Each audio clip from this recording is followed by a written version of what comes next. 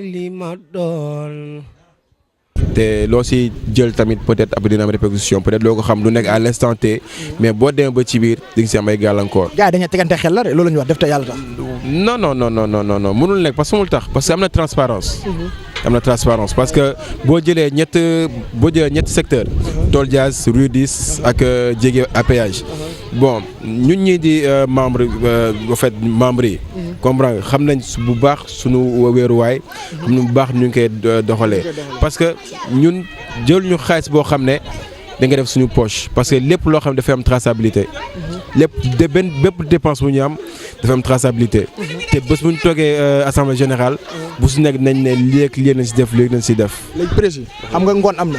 léegi juste dama lay jox parce que am nga joxe date yoo xam ne tey la lan 27 n'est-ce pas dimanche.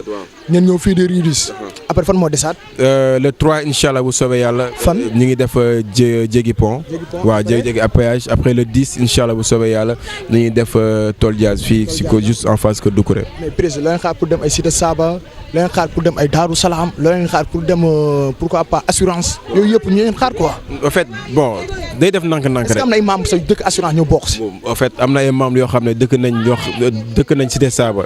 ñu ngi fii bon am na ay membres yoo xam ne xaw nañ jege assurance ñu ngi fii donc ñun dañuy essayer juste de voir ñoo xam ne ñi ngi solliciter peut-être ñu ñëw andi def benn genre collecte de dons contribution ñu mën a def si sa dëkk te képp koo xam ne tamit bëgg nga ñu ñëw def si sa dëkk tamit boo ñu contacter on essaiera de voir les tenants et les aboutissants pour mën a gérer ndogu boo xam ne dañ ko am quoi. président dañ koy tëj dama koy tëjee benn question balaa ñu ñëwaat ngoon da nga tëjee benn question balaa nga ñëwaat président est-ce que yéen nekkoo leen di toppandoo Marmite du Cœur.